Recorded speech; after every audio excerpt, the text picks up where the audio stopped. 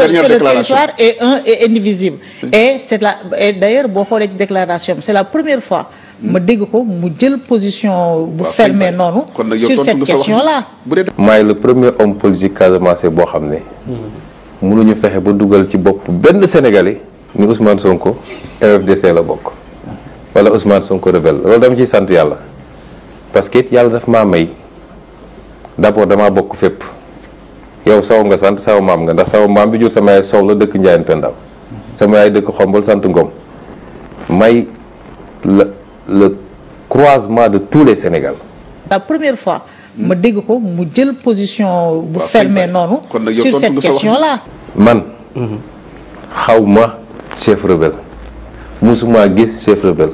musuma toog ak chef rebelle musuma wax ak chef rebelle dafay leer. c'est la première fois ma dégg ko mu jël position bu fermé noonu sur cette question là. Un émissaire est venu,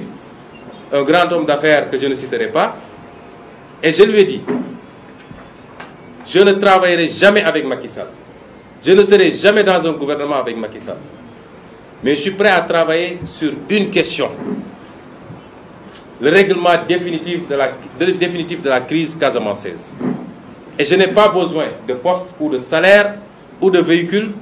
J'ai besoin juste, puisque c'est une question de sécurité intérieure, j'ai besoin juste d'une habilitation de l'État du Sénégal. man awma benn contact ni direct ni indirect dama ko wax mu leer nañ te essayé ma ko am. léegi nag ça me reste un peu de temps fi may daanelee mooy Yérim Seck ak Youssou Ndour sortem bi parce que démb dama leen ko promettre mais sama temps moo jeex tapoté leen live gars yi xam naa ni da ngeen di topp neexaay bi maximum de partage. Youssou Ndour dafa génn mu tax ma koy booleeg Yérim Seck ñoo bokk conviction ñoo bokk li leen di wax loo mais loolu man faiblesse nguur gi laa gis ci loolu parce que Ousmane Sonko xamoo li mu taxaw ne les apprentis politiciens bu ko waxaatee maanaam dafa maa metti parce que man dama jàpp ni foofu faiblesse la waruñu xoon xaar mu di ko waxaat ba mu ko waxee lañ ko waroon ñuus ci kaso bi billahi wallahi wa tallahi te dañoo légitime quoi nit ki mënoo légitime ba pare légal ba pare di faible. Macky Sall mi légitimul woon légalul Macky Sall xoolal kenn ñemewul woon toog di wax yu parce que ni TFM nekkee ci réew mi RFM nekkee ko ci réew mi Yérim Seck nekkee ko ci réew mi mais dafa ëpp il faut que mu arrêté vraiment Ousmane bi mu nee bu ko waxaatee man pour man dañoo wax jim dañ ko joxul woon importance moo tax jàppuñu ko mais xoolal tey Ousmane importance bi mu jox wax ji ba pare ñu bàyyi Yérim muy circuler naan ko boo ko waxaatee loolu faiblesse su état la bu ñu waxantee dëgg gars yi du leneen lu dul faiblesse ah man de xaw ma neneen nu ma koy jàngatee te l'état doit être fort surtout nag comme ni ko Ousmane waxee question de sécurité la question de cour politique y en a beaucoup de choses yu ñu war a politiquer mais dañ leen fal pour ngeen assainir tamit langue politique bi débat bi mu changer te dañ koy forcer mu changer nit ki kay mën na mu wax loo xam ne du metti na la waaye yoon terewu ko nga bàyyi ko mais koo xam ne dafa wax loo xam ne metti na la saaga la pour askan bi ay fen la ay sos la ba pare yoon di ko tere nga naan ko boo ko waxaatee kon dama jàpp ni nañuy agir parce que premier ministre Ousmane Sonko yaay chef gouvernement bi yow yaay jox ndigal am nga droit jox ndigal ministre de la justice bépp décision bu muy jël dina laaj président dina la laaj moo tax su ma déggee ñu naan non séparation des pouvoirs président warul wax dara non président mën am wax yow yéen maanaam nit ñi dañu comprendre dëgg-dëgg lan mooy séparation xam nga lan mooy séparation des pouvoirs mooy li nekk di am nii mooy que sama yoon nekkul ci flagrant délit la wala lii jàpp nañ la li mu tombeel justice choisir xool nan la koy doxalee contrairement ak kii wu Macky Sall dañ lay jàpp ci flagrant délit yóbbu la instruction et cetera maanaam mu leer ne dañoo dugg ñu ay Ousmane Sonko ñu àtte ko seetal ko DG yi ne du kii du sàmmonte ak kii bi ak décision bi DG ne du ma ko sa loolu moom mooy irruption wu exécutif bi ci biir judiciaire bi mooy que da nga daan gis lu flagrant Ousmane Sonko ñu àtte ko jox ko dëgg ay administration Macky Sall ne duñ ko exécuter nga gis ni Ousmane Sonko jote ak Mame Mbaye Niang procureur def appel nga gis Ousmane Sonko ñu àtte ko setal ko agent judiciaire de l'État def appel loolu moo leen leen dafa am lu mais mise ci justice bi exécutif bi dafa dugal loxoom ci justice bi mais nag wax dëgg yàlla Yérim Seck li mu nekkee ci réew mi ku ko jàpp lan la nit di wax te même bu la nit yi dee wax dara sax boo demee ba xool ni yoon moo tax nga jàpp ko sa yoon nekkatul ci commentaire yi nit yi di commentaire vraiment is too much dafa ëpp kon faiblesse laa ko jàppee ñu taxaw naan bu ci delluwaatee ba muy amaat occasion di génn naan dañ maa singleeg dañ maa nangam nañ ko tëj ci kaso bi gënul sénégalais yi mu ne woon atte Ousmane Sonko jar na ñu rey 90% xaw ma 95% des sénégalais Yérim Seck gënul sénégalais yi mu taxawoon ne atte Ousmane Sonko ci dossier Adji Sarr jar na ñu rey 90% te xam na ni Ousmane Sonko 82% des sénégalais ñoo àndal kon nitu Ousmane Sonko la doon reylu ngir yoon taxaw kon su defee lu dul yoon waruñu xaar lenn ba naan na ko defaat ak bu ko defaatoo bu ko defaatul parce que kenn du sàcc génn si magasin nga naan non demal ba nga sàccaat non nañ waxante dëgg Yérim Seck mënul wax loo xam ne ñun xam nañ ni danger la pour sunu république danger la pour jàmmi réew mi stabilité réew mi mu wax ko ba pare ñu naan ko boo ko waxaatee te nit bu sàccee da nga koy jàpp tëj ci kaso mi doo ne ko demal nga sàccaat boo ko defaatee pourquoi ñu naan ko maanaam loolu rek mooy faiblesse pourquoi importance bi ñu jox Yérim naan ko bu ci delluwaatee ñu leen wax loolu ñoom Madiambal ak ñoom Yérim ak ñoom TFM ñëpp naan leen bu ngeen ci delluwaatee ñu tëj leen ci kaso bi déedéet moo tax yabel di am maanaam comme jàpp nañu ni justice jàpp nañu li mu wax du dëgg du yoon te waru koo wax dañ ko war a jàpp def ko ni ñuy def noonu ku wax loolu mais incohérence weesuwul nit bu sàccee ñu jàpp ko doone ko noo demal bul sàccaat bàyyi naa la demal mais nit wax loo xam ne yoon da koy tere nga naan ko bu subaa boo ko defaatee mu xëy suba di victimiser wu naan dañ maa singaleeg dañ maa nangam loolu dama koy xeex kon Yérim li ko génnee mooy intérêt France gis nga Yérim Seck RFM Bougane Gueye Dany mii Youssou Ndour intérêt France moo leen tax di doxal lu ñu mën pour déstabiliser réew mi dañ koy def billahi wallahi wa tallahi Youssou Ndour intérêt France moo menacé wu gis ngeen ko génn na nee na dafa am ci mu nekkoon 2 ans mel ni ñun dañoo tuxu woon nekkuñu fi woon ak Youssou Ndour lan la war a nekk ci réew mi lu ëpp importance bakkanu doomu aadama yi ñu doon rey du mars 2021 jusqu'à 2024 Youssou Ndour moo waxal boppam maa dégg ci kàddoom mu ne xam nga comme man porteur de voix laa te nit ñi dañ may déglu mooy déclaration bu mujj bi mu def ak Pape Cheikh Youssou Ndour moom nee na porteur de voix la nit ñi dañ koy déglu ñuy rey sénégalais yi di Macky Sall di toroxal sénégalais yi mu jàkkaarloog sénégalais yi nee na ku fi yënguñu duma la Youssou Ndour gémmiñam te balaa ngay xam ne Youssou Ndour cër bu mu am nga ñëw fii keroog benn gaan fu may liggéeyee barki Mouhamadou Rasulaay bi ma ne ko sénégalais turu Youssou Ndour la ma njëkk a tuddal kon kooku lan la mënul ci réew mi lan la mënul régler ci àdduna bi pardon fu mu egg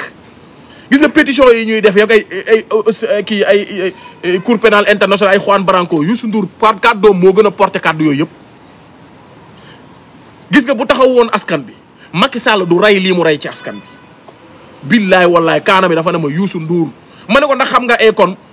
muy hésité ba ma génnee sama téléphone wan ko Akon ma ne ko Akon mu ngi dëkk fii sénégalais people la nga xamoo Akon yow nga xam Youssou Ndour billaay wallaay tallaay ngeew bi Youssou Ndour la ma wax te xamul Akon bu baax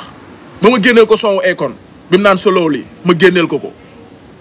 kon kooku tey bu seetaanee ab askanam ñu faat leen ba ay naan ndaw yi te Youssou Ndour ñu faat ñëpp bàyyi ñooñu ñoo leen def star Youssou Ndour paa yi génération 80 beeg 76 yeeg jàpp ki Youssou Ndour ñoo doon jënd ay kasetam di dem ay boitam bu demee ba toll ni mu toll tey bàyyi xale yooyu ñu rey ñoo tey Youssou Ndour doon lu mu doon Macky Sall rey ci xale yi ba doyal Youssou Ndour ànd ak moom di lekk ni miig ba askan wi xeexal seen bopp ba teg fi ñi Youssou Ndour génn na nee na day ñëw taxawaat parce que dafa am ci yum nekkoon France la intérêt am yëkkatiwu menacé wu Ousmane Sonko menace la pour la France moo tax ñun askan mi ñu war a def bouclier derrière ce régime ñoom it ñu am fulla taxaw ci kanamu TFM mii ni mu nekkee ci réew mi ci mbirum Casamance bi gis nga ba tey ñu ngi gën a xam taal bi parce que c'est la France qui est derrière gis nga sama papa dama daan wax ni da ngeen di mbaam lu may lawbelu gis nga mbaam yar la xam sam papa loolu la daan wax gis nga ñii nii diplomatie ak moral ak yërëmtalu bii ngeen di gouverner ak ñoom faiblesse lañ koy jàppee ci yéen parce que mbaam xamul lu dul yar dañ lay mbaam boo ko dul dóor sax da lay wékk booboo gën a dee te ñii loolu lañ nekk di def nii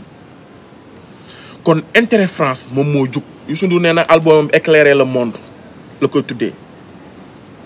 kon intérêt France moom moo jugaat moom moo taxawaat moom moo parce que ba Macky Sall ba Youssou Ndour di jug di attaquer Ablaye Wade kaay leen ma wax leen du woon ay 3e mandat ak yooyu yëpp à la base intérêt France moo menacé woon ndax Ablaye Wade daf fi jëlee base militaire française jàkkaarloog français yi ba wan leen ginnaaw dem di liggéey ak naar yi mooy saoudien yi yéen a ngi fàttaliku loolu France xam ne seen intérêt nekkatul ci Ablaye Wade ñu activer Youssou Ndour ak ñoom Cheikh Yérim ak ñoom ñëpp ñu jóg manipuler askan bi ba jëlee fi Ablaye Wade après ñoom ñoo toogaat naan Ablaye Wade légalement amoon na droit dem 3e mandat yéen a ngi ko bàyyi xel léegi da ngeen bari nan ngeen di xamee ne rek intérêt France moo tax Youssou Ndour di xeex ak ñoom Yérim Seck yi ak RFM ak Bougane mi Youssou Ndour particulièrement lan la fi Ablaye Wade def ci lu ñaaw lu raw lu fi Macky Sall def pourtant Youssou Ndour ci jamonoy Ablaye Wade la jug ne fekkee ma ci boole jug taxaw ne day xeex pour jëlee fi Ablaye Wade parce que Ablaye dafa lor sénégalais yi waa léegi lan la fi Ablaye Wade def ci lu bon lu Macky Sall deful gars yi xalaat leen mais Macky Sall il était en phase avec la France c'est que gars yi lu bëri dañ foog ñun comprendre te dañ ko comprendre gars yi lu ñu xaw a wax ñun xaw nañ koo xam Macky Sall durant toute sa règne il était en phase avec la France ba mu jeexalee rek avant moo jeexal sax la ko France jël embauché ko dafa leer kon Youssou Ndour mënta joteeg dara France RFM mënta joteeg dara France Bougane mënta joteeg dara safurla Youssou Ndour mënta joteeg dara Macky Sall RFM TFM mosuñoo jote Yérim Seck it la même chose Bougane it gis ngeen ko Macky Sall la doon liggéeyal ci suuf ba gars yi wax ko muy saaga ndey parce que ñoom ñëpp ñoo bokk maître muy la France moo tax du ñu bëgg Ousmane Sonko léegi nag comme yàlla dimbali nañu ba mucc nañ ci loxo yooyu yëpp ñun dañu war a def bouclier derrière ce régime parce que ñii il roule pour le billahi wallahi intérêt France jaral na leen Sénégal tàkk billahi wallahi wa tallahi intérêt France laa la wax jaral na leen Sénégal tàkk ba doon dóom loolu maa leen ko wax seen der bi moo ñuul rek mais ils sont des Français de cœur Youssou Ndour noonu looloo ko yëkkatiwaat nii te di kanam tuuti di ngeen gis démarche bu muy def billahi wallahi wa tallahi parce que bu doon intérêt réew mi moo yëkkati Youssou Ndour mais du ànd ak Macky Sall parce que 80 moom xam na nit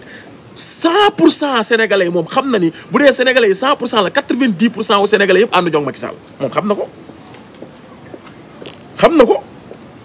mais bi mu nga ci Sall di daanu dañ na ko génnal gaaw bul ànd ak moom daanu France ko wax lu leer Youssou Ndour mën naa ànd ak yow mais du ànd ak yow daanu bay xalangu ñu ne ko génnal nga dem taxawee nele parce que yow waroo daanu dañ laa war di téye di la préserver comme genre icône